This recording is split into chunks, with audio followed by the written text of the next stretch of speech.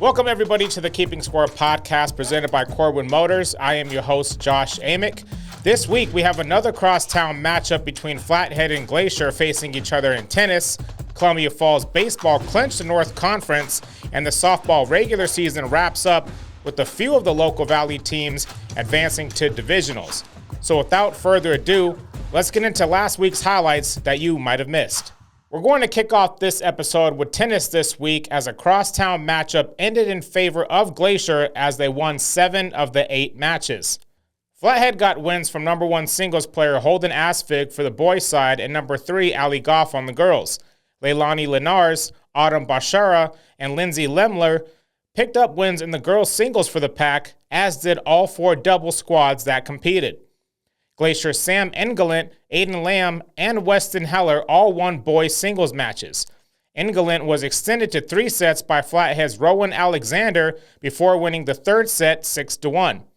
The Wolfpack are now 8-2-1 in doubles. Flathead's boys dropped to 4-8-0. Glacier's girls improved to 8-1-2 in duels, and the Bravettes fell to 1-9-3. Rowan Alexander nabbed a pair of victories Friday, but Flathead tennis fell in duels to Gallatin and Bozeman at the FCC in high school tennis. Ali Goff claimed to win for the Bravettes with the third set tiebreak over Gallatin's Jane Edwards.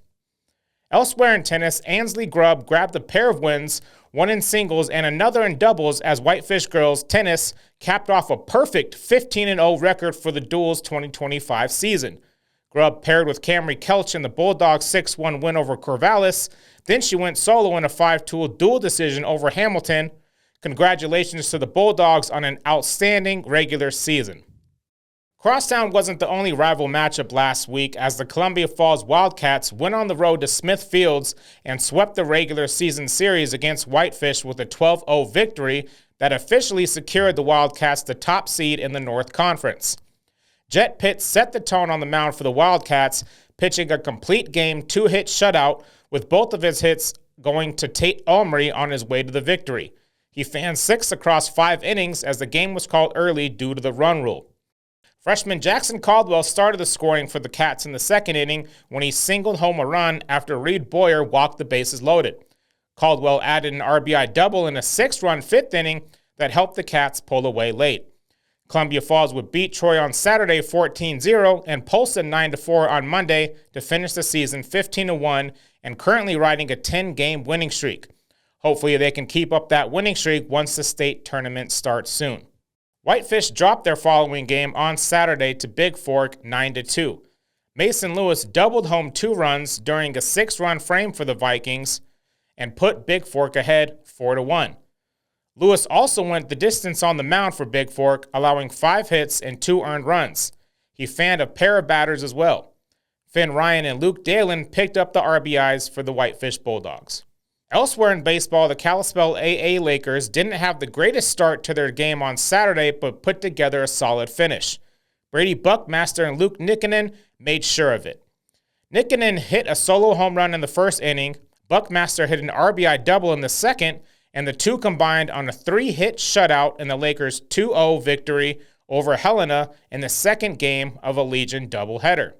That salvaged a split for the Lakers at Griffin Field. They opened with a 13-0 loss to the Senators, helped along by 5 Kalispell errors. An 11-run second inning set the tone for Helena, which ended the game in 5 innings under the mercy rule. It was already 5-0 before the Lakers committed their second error of the second inning. 5 more hitters came to the plate, with Tanner Steen's 2-run single making it 11-0 and not much of a game afterwards. In Game 2, Buckmaster started and threw 5 innings, allowing 2 hits and 2 walks with 7 strikeouts. Nikkinen got the save, allowing 1 hit and 2 walks in the final 2 innings of work. The duo won a pitcher's duel with Helena's Eli Peterson, who struck out 9 in 5 2/3 innings. Each team collected just 3 hits, and the Lakers improved to 9-4 on the season. Moving on to softball, Flathead's season came to an end after not qualifying for state, but not before they picked up some wins to end their year on a high note. Olivia Nyman clubbed a grand slam, and Kinsey Lake hit a sacrifice fly to break a 5-5 tie, and the Flathead Bravettes knocked off Missoula Sentinel 7-5 Tuesday. Nyman's home run erased a 4-0 deficit in the third inning for the Bravettes. She added a leadoff single in the 7th and came around to score for the go-ahead run. Nyman wasn't done there on her way to winning this week's Poster Player of the Week. She hit another home run. Macy McAllergy scored on a pass ball in the 8th inning, and the Bravettes scored on a season-ending walk-off 5-4 softball win over Missoula Hellgate on Thursday. Lacey Franklin went the distance in the circle for Flathead, which improved to 3-11 in Western AA games and 4-16 overall. The Bravettes won their second straight game, but finished 7th in the league to close out their season. The Wolfpack clinched state in their lone softball matchup last week. Taylor Vivian's 3-run home run put Glacier ahead, and Ava Grady's relief pitching kept Missoula Sentinel at bay Thursday in the Wolfpack's 14-11 win. Glacier mounted their comeback on 2 doubles and 3 runs scored from Nakia Persinger and 2 runs each from Olivia Gibbons, Vivian, Aubrey Gerber, and Katie Walczek. They were up 11-10, and then Glacier got 3 more runs in the 6th with the Persinger's RBI double delivering the big blow and came in to score on Olivia Warner's sacrifice fly. The Wolfpack are at 16-3 overall and 11-3 in Western AA games, nailed down the number 2 seed out of the West into the state AA tournament, which is May 22nd through the 24th at Great Falls. Helena High clinched the top seed. The Columbia Falls Wildcats picked up a pair of wins at the Laverne Combo on Friday, beating Hoover 6-3 and Lockwood 9-4. Addie Bowler had 4 hits for the Wildcats, including a triple that drove in 3 runs in the 6th inning. Sydney Burke had 3 hits. Kylie Glysdale-Davis, Taylor Lingle, and Annika Reed all had 2 hits on their way to the Game 1 victory. Game 2 lasted just 4 innings because of the time limit, but that was enough time for Lingle to wrap out 3 hits and score 3 times.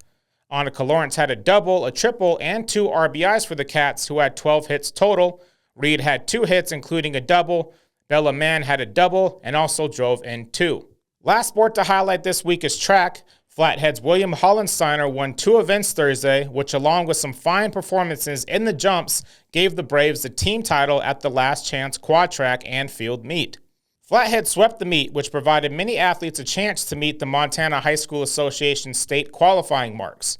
Tim Zundel added a win in the long jump, teammate Henry Sturr cleared 12-0 to win the pole vault, and Carson Thorne won the 3200 as Flathead piled up 110 points to 77 for second-place Whitefish. The Bravettes also won their event with 96 points, with Whitefish finishing second again, 81.5. Leading Flathead were freshman Nova Miller in the pole vault, Claire Jensen in the 800, Bristol Lenz in the 100 hurdles, and Naomi Miller in the 300 hurdles. The host Bulldog boys had quite a day. Riley Zittoni, Colby Minton, and Simon Douglas led a sprint sweep, and Carson Golick won the 110 hurdles. Douglas notably hit a personal record in the 400, clocking in at 51.54 seconds. Whitefish's Rachel Wilmot ran to wins in the 100 and 200 meters, and Columbia Falls rode Lane Vorman's Oliver Kress and Depth to the boys' team title to highlight the Nelson Thomas ABC meet held on Saturday. The Bulldogs' Carson Golick lowered his best time in the 110 hurdles to 15.66, while Big Fork's Austin Savick clocked 39.80 through the 300 hurdles. The Vikings' Tamrit Savick hit his PR in the triple jump at 45.6. Easton Brooks of Columbia Falls was second at 42.11, another PR. Savick sits number 2 in the class, and Brooks is now in 5th.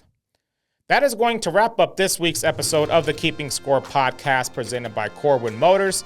Join us next week as state tournaments begin heating up, with many teams in the Valley still alive with hopes of winning it all. Good luck to all those teams in the postseason, and we'll see you all next week on another episode of the Keeping Score podcast. Take care. Thanks to Corwin Motors for sponsoring the Keeping Score podcast. At Corwin Motors, they're proud to be family-driven for over 100 years. Their commitment goes beyond selling cars. They're dedicated to serving our community and providing you with the highest quality vehicles to fit your lifestyle. Whether you're searching for reliability, style, or comfort, they got you covered. They understand that you rely on their website for accurate and up-to-date information, and it's their promise to deliver relevant, detailed content that meets your needs. So if you're in the market for a new Chevrolet or just want to learn more, visit CorwinMotorsKalispell.com.